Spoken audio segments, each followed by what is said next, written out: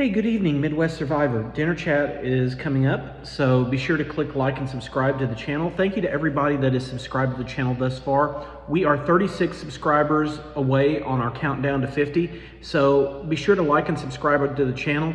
Check out the community. We have got things posting on there every day, multiple times a day, different topics, different things that are being posted to the community. So dinner chat tonight is a very interesting topic and a very personal one to me. And I know this is one that has crossed a lot of people's minds. And that is simply this: why don't people just ask why? And I'll expand on that and expound upon that here shortly. But why don't people just ask why? So when relationships end and there is a falling out between friends, and somebody leaves a church or a business, family members become distant. When someone disappears from a community that they were once deeply involved in, why do so many people start talking about the situation, talking about the person, gossiping about the person after everything breaks down? And it often creates confusion, pain, turmoil, and more importantly, disillusionment with people, just as much as the pain of the broken relationship itself. People begin filling in the blanks. Stories become outlandish and 180 degrees different than what really happened, or what really the case may be. Rumors begin to spread. Everybody puts their spin on it based on their experiences, their perceptions, their education. People's opinions begin to fly, and people begin to say things and do things and make statements. And before long, the stories begin to grow. And if enough time passes, assumptions become fact, rumors become reality, and lies become the truth. But here's the real reality: people just don't know a whole story. Every relationship has moments, conversations, disappointments, broken trust, tears, struggles. 99.9% of people don't even witness, hear, know about, or experience. What looks obvious from a distance is often much more complicated up close. Think of like an iceberg.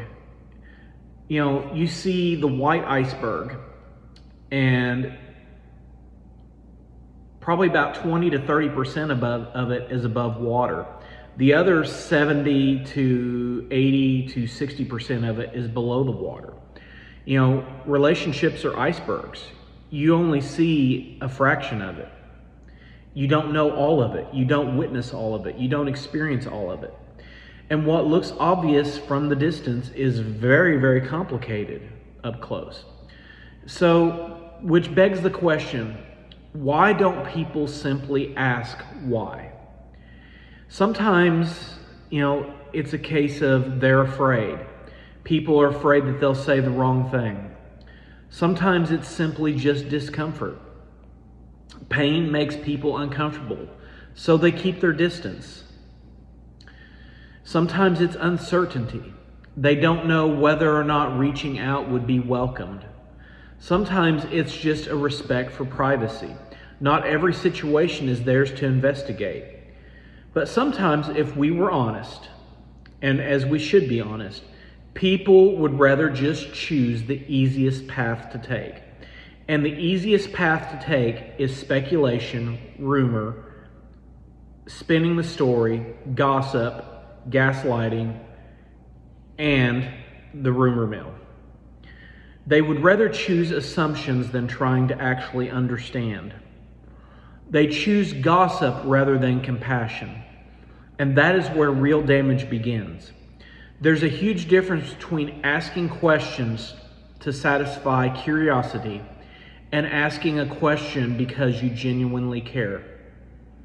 Curiosity always asks, what happened? What happened with so-and-so? What happened with the situation? What happened with whatever happening may be? Compassion and caring and kindness always ask, hey, how are you doing? Is there anything I can do to help you? Is there anything you need? Would you like to talk? Would you like to come over for dinner? I want you to know I care about you. I want you to know I love you. I want you to know that I'm your friend. I want you to know that I'm there for you, and I'm not going to judge you. I'm not going to tear you down. Curiosity looks for the details. Well, what happened with so-and-so? Did they do this? Did they do that? How did they do? What happened? They want the details. They want the juiciness and the excitement and the drama of the moment. But compassion looks for healing. Hey, what's going on with your heart? What's going on with your mind? How are you feeling? Are you sleeping good? Is everything okay? Healthy people don't need to know every detail. They don't need to know realistically any details. If a person is genuinely healthy, kind, caring, and compassionate, they will simply want to know that you are okay, and that if there's something that they can do for you, that they can provide that need without judgment, without yelling, without screaming, without gaslighting, without manipulation. Imagine how different our lives, our families, our communities, our workplaces would be if instead of asking, did you hear what happened? Did you hear about so-and-so? I heard that they did this. I heard that they did that. Their mom, their dad, their brother, their sister said they did this and they did that and blah, blah, blah, blah, blah. And rather than breaking and shattering and emotionally damaging people worse than what they already are damaged, we start asking the questions. Hey, have you heard from so-and-so? Have you checked on them? Do you know how they're doing? Do you know what's going on with them? Have you seen if they're okay? Imagine if we spent less time discussing people and more time encouraging them. What if we spent less time breaking people down and trying to make decisions for them and forcing their perceptions on them and forcing our agendas on them and how we should do it and how we would do it if we were in their shoes, or how if it happened to them, they would do this. If we spent less time discussing people and what they're going through and how and what they're going through, and more time saying, hey, I know what you're going through is rough. I know what's happening to you is tough. You can make it. You can do it. I believe in you. Imagine if we refused to repeat something until we knew it was true.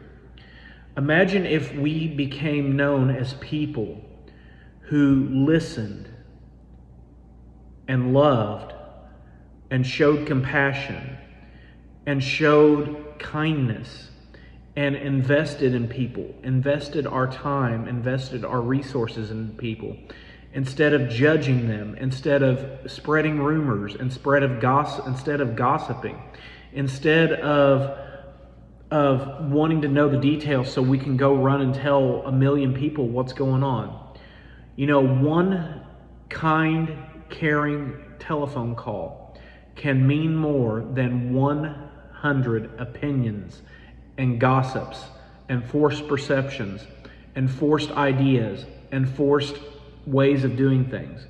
One sincere conversation can stop dead in its tracks countless misunderstandings and misconceptions and gossips and drama. One act of compassion can remind somebody that is hurt and broken and shattered and on the edge and hanging on at the edge of the precipice with their fingertips, to know that they're not alone. Instead of standing on those fingers, reach out and grab somebody by the hand. If you're the one going through a broken relationship today, I want you to remember this if you don't remember anything else. You do not owe anyone an explanation. You don't owe anybody that wants to gossip and destroy you and spin the tale and tell the tale one explanation. Not everyone deserves every chapter of your story. Not everyone deserves one page of your story. Not everyone deserves one paragraph or sentence of your story. Some people just want to understand. Others simply just want information to go tell it to everybody else. The important thing is to learn the difference. Learn the heart that is compassionate and learn the person that just wants to spread information. Protect your peace, the peace of your mind, the peace of your heart, and the peace in which you live. Invest your energy in the people who approach you with compassion and kindness and love rather than curiosity, intrigue, and to stir drama. So I want to leave you with a very, very important challenge. A challenge that could not only change your life, but a challenge that could change the life of somebody else. The next time you hear about somebody's painful situation, pause before forming an opinion, pause before forming a perception, pause before going back in your mind and remembering a time whenever something like this happened to you or your family. And instead of asking what happened or who did what or whatever the case may be, ask yourself this question: what would love do? What would compassion do? What would kindness do?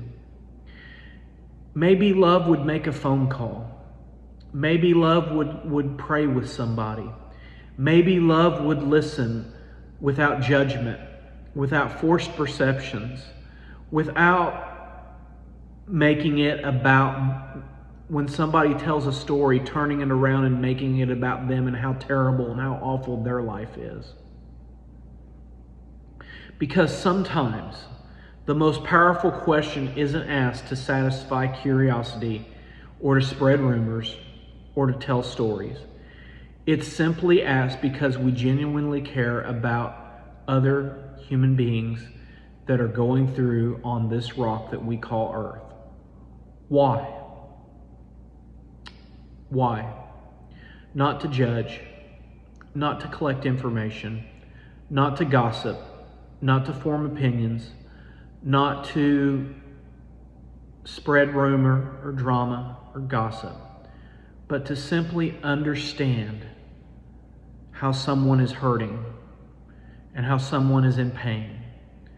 Let's become people who seek understanding before making conclusions and perceptions. Let's seek and use compassion and kindness and love before criticizing, before forming opinions, before enforcing perceptions, before forming, well, if I was in your shoes, I would do this. Truth before rumors, kindness before drama, and love before judgment. Because that is where healing begins. So, Midwest Survivor for Dinner Chat, I want you to not just survive life, but I want you to thrive. I want to hear your thoughts too. Why do you think people are often quicker to assume and force perceptions and gossip and form their side of the story whenever they haven't lived in the person's skin and walked in their shoes, rather than ask the important question of why? And how can we as people who choose compassion over gossip? So I want you to keep healing. I want you to keep growing. And remember, this is a real talk. This is real life. And I hope I'm giving somebody real hope tonight. So Midwest Survivor, as always, stay healthy, be healthy, get healthy, be strong, get strong, stay strong. And remember, it's not about surviving, but it's learning how to thrive. Take care. Have a good evening. I'll see you tomorrow morning for Breakfast Bits.